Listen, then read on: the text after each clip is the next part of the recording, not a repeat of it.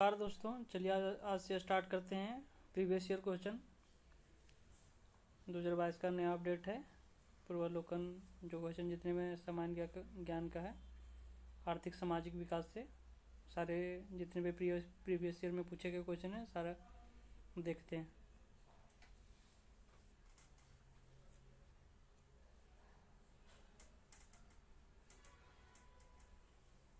आर्थिक एवं सामाजिक विकास आर्थिक विकास से लिया गया है।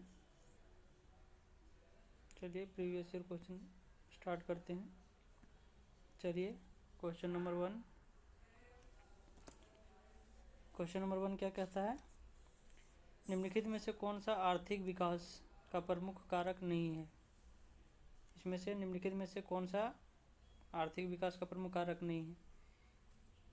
पूंजी का संचय, एक तकनीकी सुधार, बी जनसंख्या में परिवर्तन, सी विशेषीकृत क्रियाओं या गतिविधियों में श्रम विभाजन, तकनीकविद एवं नौकरशाही। आंसर हो जाएगा इसका डी में क्या बताया गया है? ये यूपीपीसीएस प्रीवियस ईयर 2021 का क्वेश्चन है, पूछा गया था। ध्यातव्य है कि आर्थिक विकास के प्रमुख तत्वों में पूंजी का संचयन, तकनीकी सुधार, जनसंख्या में परिवर्तन, विशेषीकृत श्रम विभाजन, उद्यमशीलता, प्राकृतिक संपदा आदि का प्रत्यक्ष योगदान है, परंतु तकनीकविद और नौकरशाही का प्रमुख योगदान नहीं माना जाता है।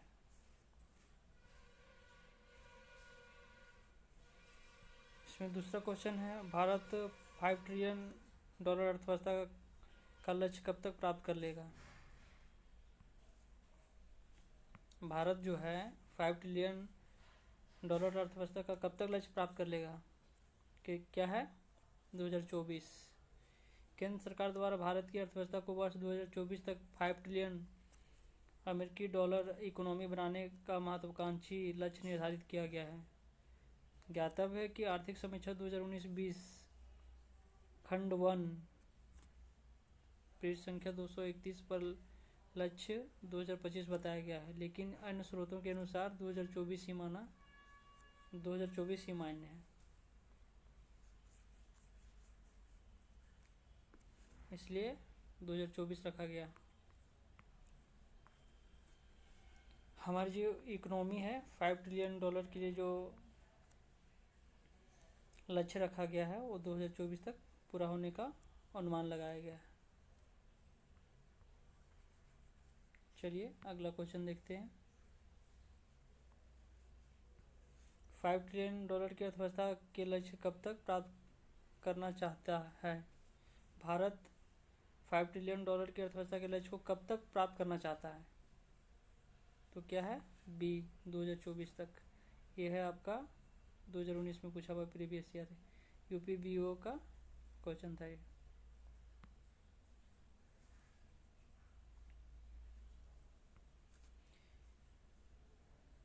नीचे दो कथन दिए गए हैं, जिनमें से एक को कथन ए, दूसरे को कथन आर। कथन ए तथा कथन दूसरे को कारक आर कहा गया है। कथन ये, राष्ट्रीय ढांचागत पाइपलाइन NIP सरकार द्वारा वर्ष 2020-30 की अवधि के लिए आरंभ किया गया है। कारक NIP का उद्देश्य सभी को समान ढांचागत सुविधा प्राप्त करना है। नीचे दिए गए कुट का सही उत्तर चुनिए। इसका सही उत्तर क्या है? कूट में दिया गया है, कूट आप देख सकते हैं। ए तथा आर दोनों सत्य है और आर ये का सही व्याख्या करता है। ए तथा आर दोनों सत्य है, परंतु आर ए की सही व्याख्या नहीं करता है। ये सत्य है परंतु आर गलत है। ए गलत है परंतु आर सत्य है। इसमें क्या है? डी। ए गलत है परंतु आर सत्य है। अब इसकी व्याख्या देख लेते हैं। राष्ट्रीय अवसंरचना पाइपलाइन NIP पर गठित कार्यदल द्वारा अपनी अंतिम रिपोर्ट प्रस्तुत करने के बाद वित्त मंत्री निर्मला सीतारमण द्वारा 29 अप्रैल 2020 को जारी किया गया। राष्ट्रीय अवसंरचना पाइपलाइन का उद्देश्य सभी नागरिकों के जीवन की गुणवत्ता में सुधार लाना तथा देश में विश्व स्तरीय अवसंरचना का उपलब्ध कराना। कार्यदल द्वारा पेश अंतिम रिपोर्ट के अनुसार वित्त वर्ष 2020-25 तक की अवधि के दौरान देश में अवसंरचना क्षेत्र इंफ्रास्ट्रक्चर सेक्टर में कुल निवेश 111 लाख करोड़ रुपये रहने का अनुमान है। उपर्युक्त व्याख्या के आधार पर यह स्पष्ट है कि कथन ए गलत है किंतु आर सत्य है।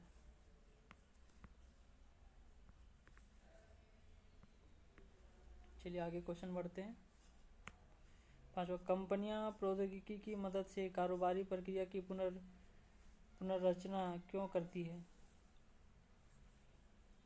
कंपनियां प्रौद्योगिकी की मदद से कारोबारी प्रक्रिया की पुनर्रचना क्यों करती है? पुनर्रचना क्यों करती है? क्या है ये? इसका आंसर हो जाएगा डी सभी। उपभोक्ताओं की मांग एवं अपेक्षाएं निरंतर बढ़ रही है। कम लागत पर उत्पादों और सेवाओं में प्रतिस्पर्धा प्राप्त करने के हेतु सूचना प्रौद्योगिकी का लाभ उठाया जा रहा है। आवश्यकताओं की विश्वव्यापी उदारीकरण के साथ परिवर्तन की दर तीव्र हो गई है। इसकी व्याख्या देख लेते हैं।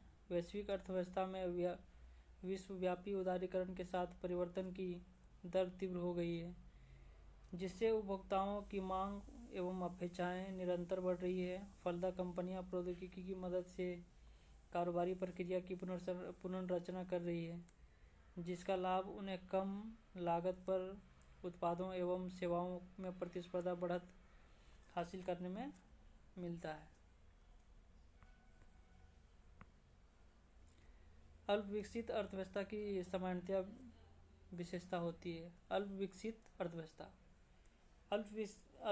अर्थव्यवस्था की सामान्यतः विशेषता होती है। क्या विशेषता होती है अल्प विकसित अर्थव्यवस्था की? तो उसमें दिया गया है, ऑप्शन दिया गया आपका, प्रति व्यक्ति निम्न आय, पूंजी निर्माण की निम्न दर, निम्न आश्रितता अनुपात, तृतीय क्षेत्र में अधिक कार्यबल शक्ति का होना। नीचे दिए गए कुटों की सही उत्तर चुनिए। चलिए आगे देख लेते हैं।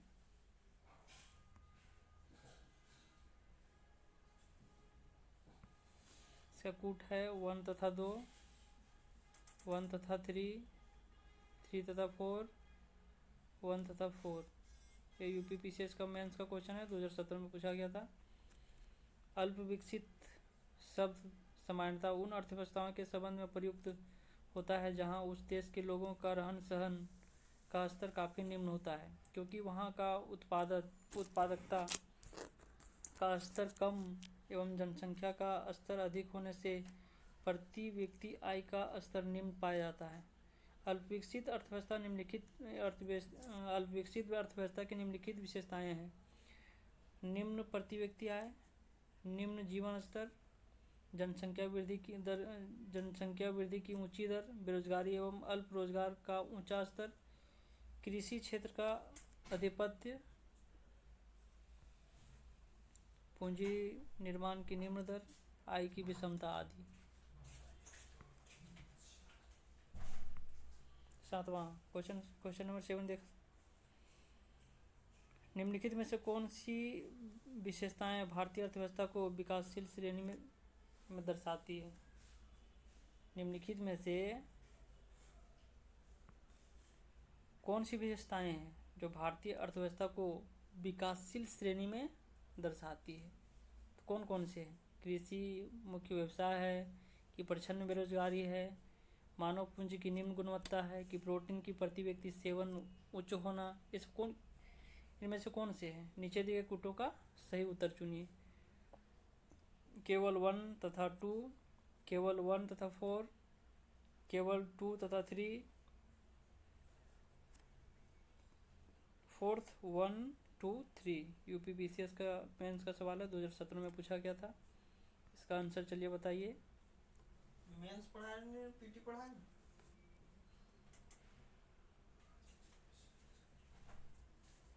भारतीय अर्थव्यवस्था को विकासशील अर्थव्यवस्था या मिश्रित अर्थव्यवस्था की भी कहा जाता है। भारतीय अर्थव्यवस्था के निम्न लक्षण हैं: कृषि प्रधान अर्थव्यवस्था, पूंजी निर्माण की निम्न दर, अत्यधिक जनसंख्या एवं जनसंख्या वृद्धि, बेरोजगारी, निम्न प्रति व्यक्ति आय, औद्योगिक पिछड़ापन, तकनीकी पिछड़ापन। मिश्रित अर्थव्यवस्था आयात पर निर्भरता तथा निरक्षरता, ये सारे हैं जो दर्शाते हैं कि भारतीय अर्थव्यवस्था को विकासशील श्रेणी में ये सारे पॉइंट दर्शाती है।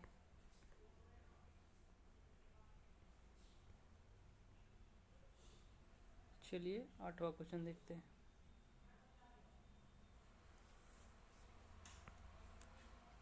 भारतीय अर्थव्यवस्था वर्णित की जा सकती है एक पिछड़ी एवं गतिहीन अर्थव्यवस्था के रूप में, एक विकासशील अर्थव्यवस्था के रूप में, अर्धविकसित अर्थव्यवस्था के रूप में, एक विकसित अर्थव्यवस्था के रूप में। कैसे भारतीय अर्थव्यवस्था को किस प्रकार वर्णित किया जा सकता है? तो हो जाएगा ये विकासशील अर्थव्यवस्था के रूप में। चलिए आगे देखते हैं 9वां क्वेश्चन। मिश्रित अर्थव्यवस्था का क्या अर्थ है? मिश्रित अर्थव्यवस्था का अर्थ क्या है उसके बारे में बताना है आपको। जहाँ कृषि और उद्योग दोनों के समान महत्व दिया जाता है, जहाँ राष्ट्रीय अर्थव्यवस्था में सार्वजनिक क्षेत्र के साथ साथ निजी क्षेत्र भी विद्यमान है, जहाँ राष्ट्रीय अर्थव्यवस्था में भूमंडलीकरण की प्रक्रिया भारी मात्रा में स्वदेशी से प्रभावित हो, जहाँ आर्थिक नियोजन और विकास में केंद्र और राज्यों की समान भागीदारी हो। ये आपका 1999 में पूछा गया क्वेश्चन है।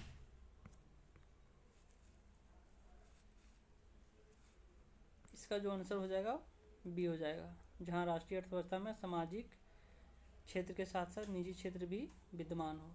ये आपकी मिश्रित अर्थव्यवस्था में जाना जाता है। ऐसी अर्थव्यवस्था जिनमें निजी और सार्वजनिक दोनों क्षेत्र विद्यमान होते हैं मिश्रित अर्थव्यवस्था कहलाती है। भारतीय अर्थव्यवस्था मिश्रित अर्थव्यवस्था का एक प्रमुख उदाहरण है। चलिए नेक्स्ट क्वेश्चन। भारतीय अर्थव्यवस्था है मिश्रित अर्थव्यवस्था, समाजवादी अर्थव्यवस्था, पूंजीवादी अर्थव्यवस्था, गांधीवादी समाजवादी अर्थव्यवस्था। इससे पहले भी यही क्वेश्चन हम लोग पढ़े थे।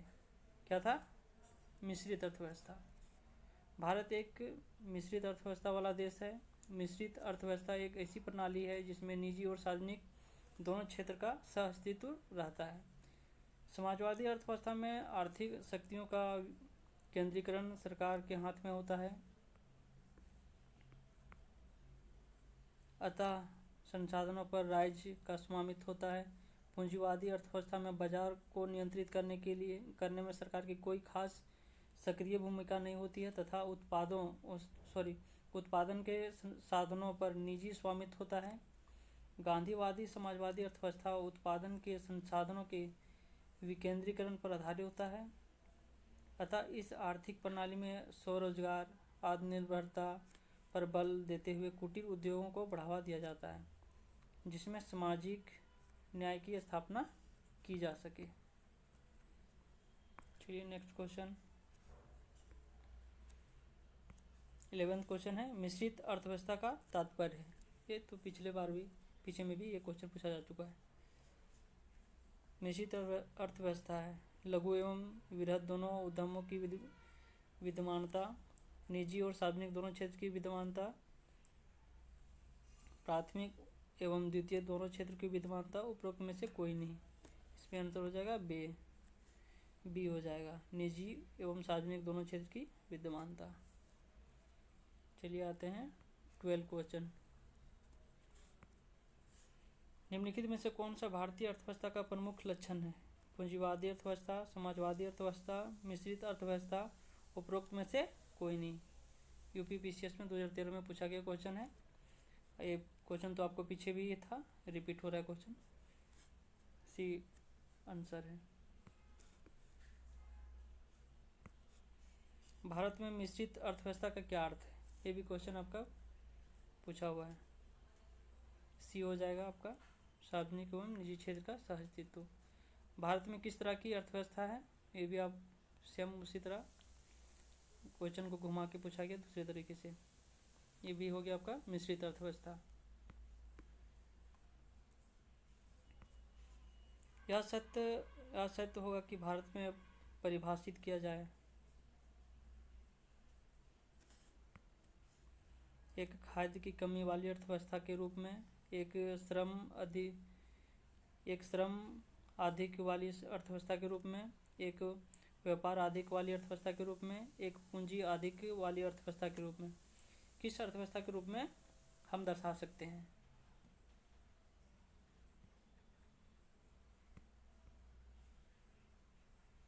तो आंसर हो जाएगा बी।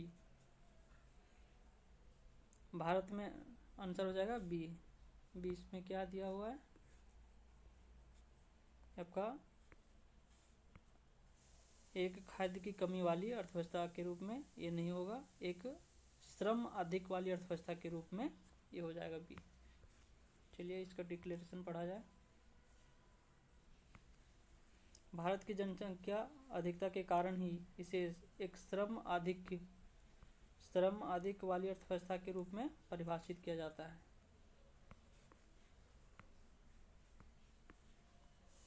क्वेश्चन देखा जाए। निम्नलिखित में से क्या सही ढंग से समझाता है कि भारत अल्प विकसित अर्थव्यवस्था है? इनमें से क्या ऐसा चीज़ दर्शा रहा है जो बताता है कि भारत एक अल्प विकसित अर्थव्यवस्था है? तो देखते हैं। पहला है आय का असमान वितरण, उच्च निर्भरता दर, राष्ट्रीय आय में वृद्धि की धीमी दर, बैंक व वित्तीय क्षेत्र में परिवर्तन। नीचे दिए गए कोड का प्रयोग करते हुए सही उत्तर का चयन कीजिए। तो आपका ऑप्शन देख लें प्लीज़। ये क्वेश्चन दिया गया आपका ए में 1, 3, 4 है, बी में 1, 2, 4 है, सी में 1, 4 है और डी में उपरोक्त सभी, और ई में इनमें से कोई नहीं। तो इनमें से हो जाएगा कोई नहीं। तो चलिए देखते हैं इसमें क्या क्या बताया गया है। भारतीय अर्थव्यवस्था की निम्नलिखित विशेषताएं हो सकती है। प्रति व्यक्ति आय का निम्न स्तर, प्रति व्यक्ति या राष्ट्रीय आय में धीमी वृद्धि, जनसंख्या का भारी दबाव, गरीबी का अस्तित्व, कृषि पर निर्भरता, बेरोजगारी की अधिकता, तकनीकी कौशल की कमी, साक्षरता की निम्न दर, रूढ़िवादी या परंपरावादी समाज, विकास के लिए योजना बनाना, योजनाएं पर ब्याज, राष्ट्रीय आय की धीमी वृद्धि दर भी भारतीय अर्थव्यवस्था में देखने को मिलती थी, परंतु वर्तमान में राष्ट्रीय आय का धीमी दर भारतीय संदर्भ में सही नहीं है। उपरोक्त विशेषताओं के आधार पर कहा जा सकता है कि भारत अल्प विकसित अनडेवलप्ड देश है। हालांकि भारत अब विकासशील देश का दर्जा प्राप्त कर चुका है।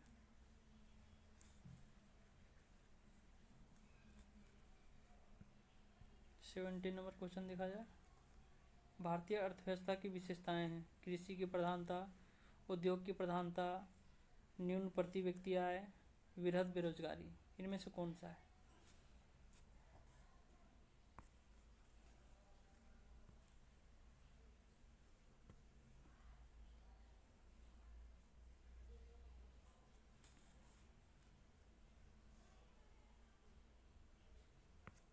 तो आपका है उद्योग की प्रधानता। विकसित अर्थव्यवस्था का अभिलक्षण, चूँकि भारत की अर्थव्यवस्था विकासशील है अतः यह भारतीय अर्थव्यवस्था की विशेषता नहीं है, जबकि शेष 3 लक्षण भारतीय अर्थव्यवस्था की विशेषता को बताता है।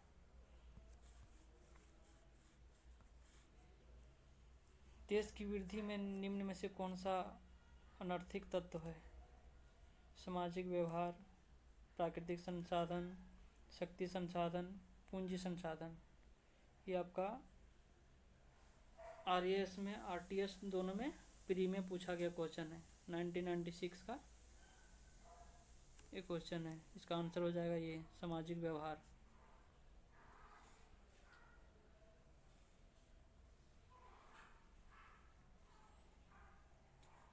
इसमें से देखा जा सकता है आर्थिक विकास के निर्धारण तत्व है।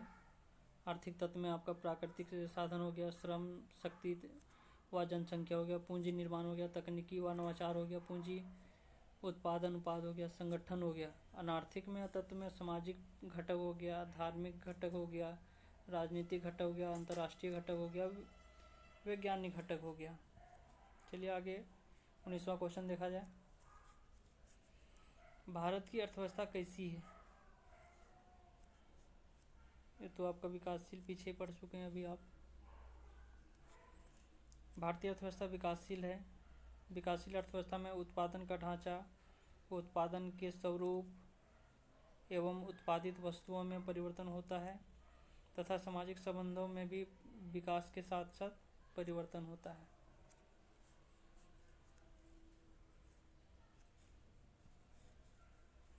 बीसवां क्वेश्चन देखा जाए। निम्न में से कौन आर्थिक सुधारों के द्वितीय प्रजनन जनरेशन में सरकार द्वारा चिन्हित किए गए हैं का भाग नहीं है? निम्न में से कौन आर्थिक सुधारों के द्वितीय प्रजनन जनरेशन में सरकार द्वारा चिन्हित किए गए हैं का भाग नहीं है? तेल के क्षेत्र में सुधार, सार्वजनिक क्षेत्र में सुधार, न्यायिक प्रणाली में सुधार, शासकीय एवं सार्वजनिक संस्थाओं में सुधार। कौन सा इनमें से है? ये आपका हो गया सी कौन सा है? न्यायिक प्रणाली में सुधार। उपर्युक्त विकल्पों में न्यायिक प्रणाली में सुधार को छोड़कर बाकी सभी विकल्प सरकार द्वारा चिन्हित second generation of economic reform के भाग हैं, अतः विकल्प सी अभिष्ट उत्तर है।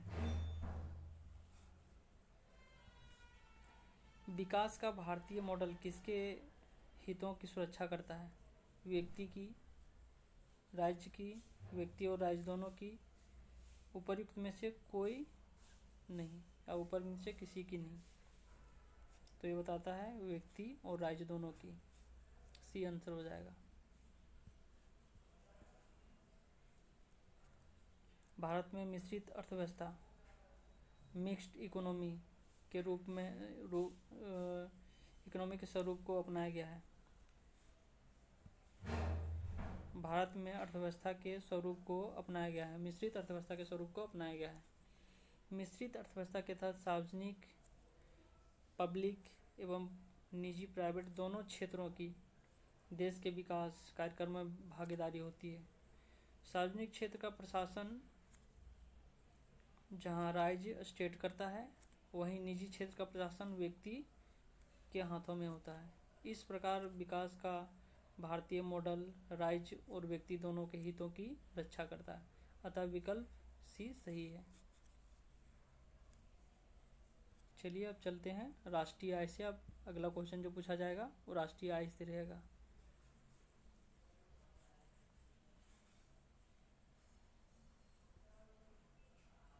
राष्ट्रीय आय में चलिए कुछ देख लेते हैं।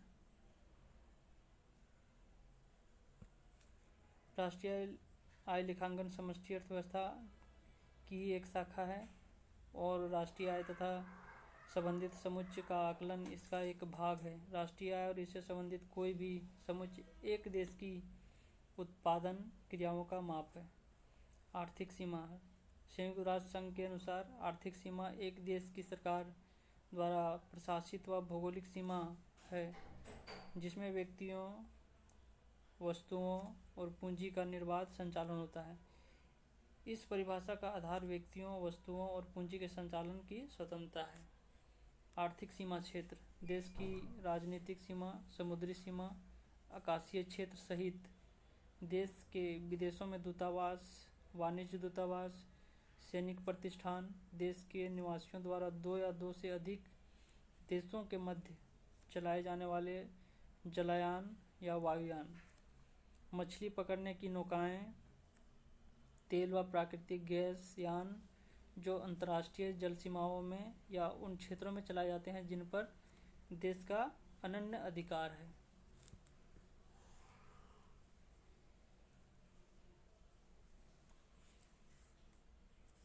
राष्ट्रीय आय समुच्चयों की दो श्रेणियां होती है। देशीय और राष्ट्रीय, अर्थात देशीय उत्पाद डोमेस्टिक प्रोडक्ट और राष्ट्रीय उत्पाद नेशनल प्रोडक्ट। एक देश की आर्थिक सीमा में स्थित उत्पादन इकाइयों द्वारा किया गया उत्पादन देशीय उत्पाद कहलाता है। निवासी की संकल्पना। नागरिक और निवासी दो भिन्न शब्द हैं। नागरिक और निवासी दो भिन्न शब्द हैं। एक व्यक्ति एक देश का नागरिक हो सकता है और किसी अन्य देश का निवासी। जो भारतीय विदेशों में रहते हैं वे भारतीय नागरिक हैं और जिस देश में रहते हैं उसके निवासी हैं। निवासी की परिभाषा। एक व्यक्ति या एक संस्था उस देश का निवासी कहलाता है। एक व्यक्ति या एक संस्था उस देश की निवासी कहलाता है जिस देश में रहता है या स्थित है। वह उसी की आर्थिक सीमा में उसके आर्थिक हित का केंद्र है। आर्थिक हितों के केंद्र में दो बातें शामिल होती है। वह निवासी व्यक्ति या संस्था उस देश की आर्थिक सीमा में रहता है या स्थित है, और दूसरा उसके कमाने, खर्च करने, संचय करने की आर्थिक क्रियाएं वहीं से होती है।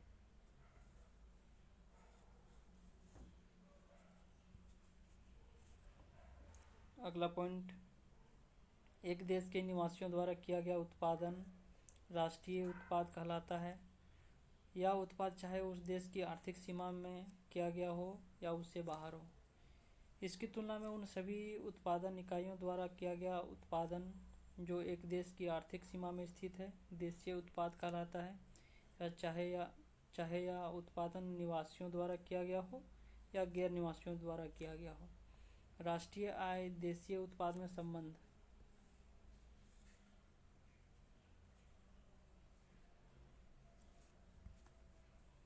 किसी देश की आर्थिक सीमा में किया गया कुल उत्पादन घरेलू उत्पाद कहलाता है। किसी देश की आर्थिक सीमा के अंदर, किसके अंदर? आर्थिक सीमा के अंदर किया गया कुल उत्पादन घरेलू उत्पाद होता है। किसी देश के निवासियों द्वारा किया गया कुल उत्पादन राष्ट्रीय आय होता है। राष्ट्रीय आय इज इक्वल टू देशीय उत्पाद प्लस देश के निवासियों द्वारा आर्थिक सीमा के बाहर किया गया उत्पादन माइनस देश की आर्थिक सीमा में गैर निवासियों द्वारा किया गया उत्पादन, अथवा राष्ट्रीय उत्पाद देशीय उत्पाद प्लस विदेशों में प्राप्त कारक आय माइनस विदेशों में दी गई कारक आय। ये सारे सभी वही पॉइंट हैं, अलग अलग तरीके से बताया गया है। अगला पॉइंट देखा जाए, यदि विदेशों से प्राप्त कारक आय विदेशों को दी गई कारक आय से अधिक होती है तो विदेशों से निवल कारक आय धनात्मक होती है। यदि विदेशों से प्राप्त कारक आय विदेशों को दी गई कारक आय से कम हो तो विदेशों की निवल कारक आय ऋणात्मक होगी।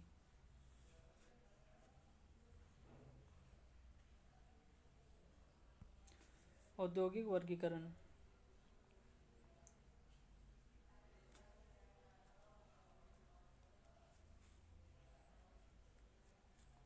उत्पादन इकाइयों का अलग अलग औद्योगिक समूहों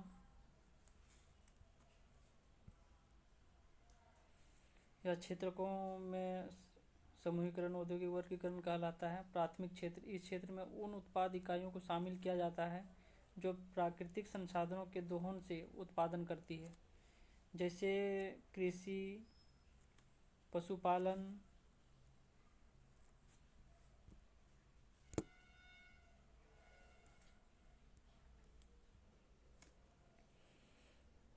प्राथमिक क्षेत्र, इस क्षेत्र में उन उत्पादन इकाइयों को शामिल किया जाता है जो प्राकृतिक संसाधनों के दोहन से उत्पादन करती है, जैसे कृषि, पशुपालन, मछली पकड़ना, खनिज निकालना, वानिकी आदि।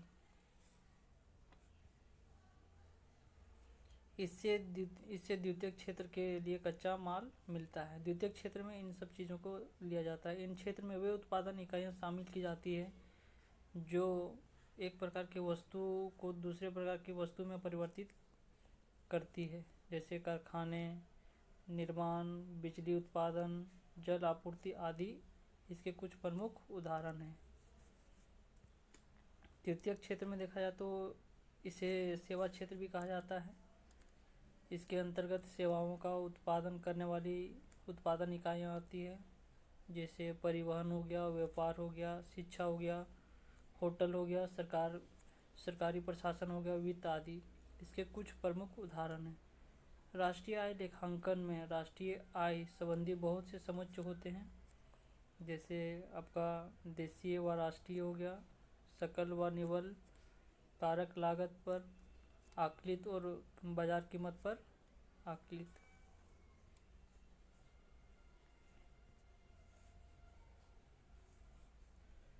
निवल राष्ट्रीय व देशीय उत्पाद। निवल देशीय उत्पाद इक्वल टू सकल देशीय उत्पाद माइनस ह्रास मूल्य ह्रास। निवल राष्ट्रीय उत्पाद इक्वल टू सकल राष्ट्रीय उत्पाद माइनस मूल्य ह्रास। दूसरा पॉइंट हो गया बाजार कीमत पर आकलन और साधन लागत पर आकलन। साधन लागत पर देशीय उत्पाद इक्वल टू बाजार मूल्य पर देशीय उत्पाद माइनस अप्रत्यक्ष कर प्लस सरकारी सहायता आर्थिक सहायता। प्रत्यक्ष कर और सरकारी सहायता के अंतर को निवल अप्रत्यक्ष कर कहते हैं। निवल अप्रत्यक्ष कर इक्वल टू अप्रत्यक्ष कर माइनस सरकारी सहायता। नेक्स्ट पॉइंट साधन लागत पर निवल राष्ट्रीय उत्पाद को राष्ट्रीय आय कहते हैं। राष्ट्रीय आय इक्वल टू बाजार मूल्य का सकल देशीय उत्पाद माइनस मूल्य ह्रास माइनस निवल अप्रत्यक्ष कर प्लस विदेशों से निवल कारक आय।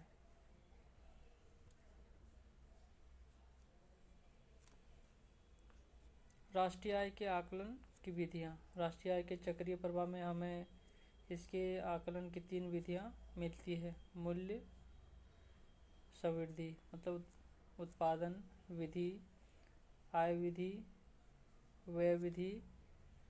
नेक्स्ट पॉइंट उत्पादन मूल्य समृद्धि विधि। इसके अंतर्गत पहले हमें प्रत्येक क्षेत्रक में बाजार कीमत पर सकल मूल्य समृद्धि ज्ञात करते हैं और सभी क्षेत्रकों को इस मूल्य समृद्धि का योग करने में हमें बाजार कीमत पर सकल घरेलू उत्पाद ज्ञात हो जाता है। आय विधि। इस विधि के अंतर्गत पहले क्षेत्रक द्वारा किए गए कुल कारक भुगतान का आकलन करते हैं, फिर तीनों क्षेत्रकों के कारक भुगतानों का योग करने में हमें साधन लागत पर निवल मूल्य वृद्धि, देशीय उत्पाद या देशीय कारक आय ज्ञात हो जाती है। चलिए आगे देखा जाए। ये सब आप देख लीजिएगा, हम लोग सीधे क्वेश्चन पर आते हैं। पद राष्ट्रीय आय निरूपिता करता है। पहला क्वेश्चन क्या है? पद राष्ट्रीय आय निरूपित करता है। क्या निरूपित करता है? राष्ट्रीय आय को बाजार कीमतों पर सकल राष्ट्रीय उत्पाद मूल्य ह्रास घटाकर, बाजार कीमतों पर सकल राष्ट्रीय उत्पाद मूल्य ह्रास घटाकर, विदेशों से प्राप्त निवल कारक आय जोड़कर, बाजार कीमतों पर सकल राष्ट्रीय उत्पाद मूल्य ह्रास, अप्रत्यक्ष करों को घटाकर, सब्सिडी जोड़कर। डी पॉइंट बाजार कीमतों पर सकल राष्ट्रीय उत्पाद विदेश से प्राप्त निवल कारक आय घटाकर। क्या होगा इसमें? इसमें हो जाएगा सी। क्या है? सी। बाजार कीमतों पर सकल राष्ट्रीय उत्पाद मूल्य ह्रास और अप्रत्यक्ष करों को घटाकर सब्सिडी को जोड़कर। ये क्वेश्चन आपका IAS प्री में 2001 में पूछा गया क्वेश्चन है।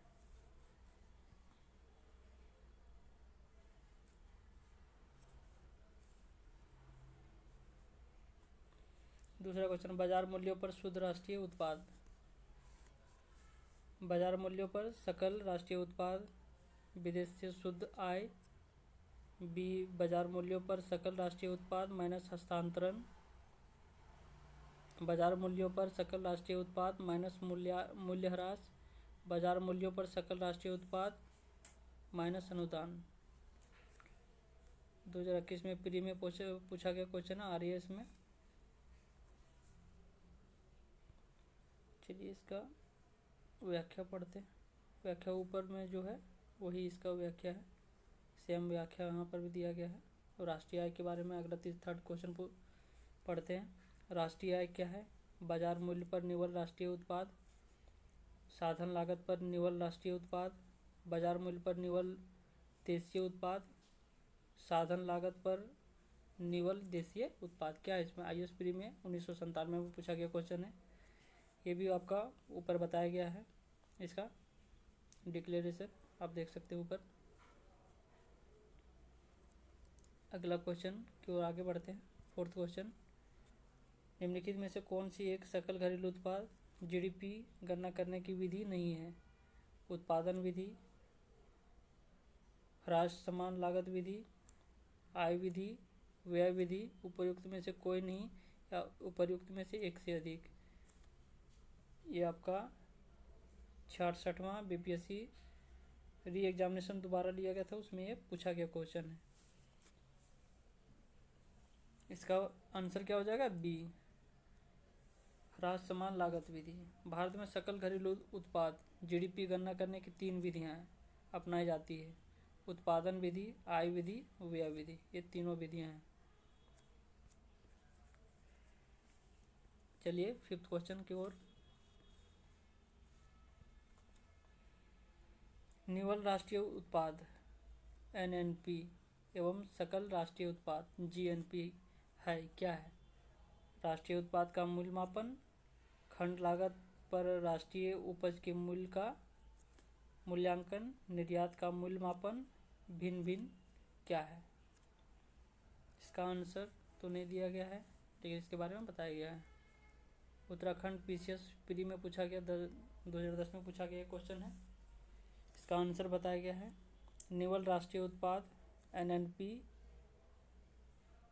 नेट नेशनल प्रोडक्ट और सकल राष्ट्रीय उत्पाद के द्वारा राष्ट्रीय उत्पाद का मूल्य मापन किया जाता है, तथापि ये दोनों भिन्न भिन्न हैं। GNP किसी देश के नागरिक द्वारा देश के भीतर या बाहर 1 वर्ष में उत्पादित सभी अंतिम वस्तुओं और सेवाओं के मूल्य होता है, जिसमें से पूंजी ह्रास डेप्रिसिएशन को घटाने से NNP प्राप्त होता है। अर्थात NNP = GNP माइनस मूल्य ह्रास होता है। अतः विकल्प A और D दोनों को सही माना जा सकता है। चलिए नेक्स्ट क्वेश्चन 6वां। भारत में राष्ट्रीय आय की गणना एक समस्या है। भारत में राष्ट्रीय आय की गणना एक समस्या है। क्या क्या समस्या है राष्ट्रीय आय की गणना में हमारे देश में? तो आप देखना चाहेंगे अल्प रोजगार है, मुद्रास्फीति है, बचत का निम्न स्तर है कि असंगठित क्षेत्र है, या इनमें से उपर्युक्त में से कोई नहीं या उपर्युक्त में से एक से अधिक। ये भी क्वेश्चन आपका 63वां BPSC प्री 2017 में पूछा गया क्वेश्चन है। इसका आंसर हो जाएगा D, असंगठित क्षेत्र है, इसलिए राष्ट्रीय आय की गणना करना मुश्किल है, क्योंकि गांव की महिलाएं घर में भी काम कर रही है, बहुत लोग असंगठित क्षेत्र जैसे कृषि में काम कर रहे हैं, वहां पर गणना करने में दिक्कतें हो सकती है, जिसके कारण इसको असंगठित क्षेत्र में रखा जाता है। चलिए इसका देख लेते हैं। असंगठित क्षेत्र में काम करने वाले लोगों की आय की गणना करने का कोई भी उपकरण या तरीका हमारे पास नहीं है। अतः भारत में राष्ट्रीय आय की गणना असंगठित क्षेत्र एक समस्या है।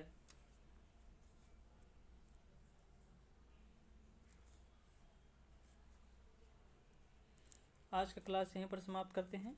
अगला क्लास कल के डेट में फिर से चालू किया जाएगा। धन्यवाद।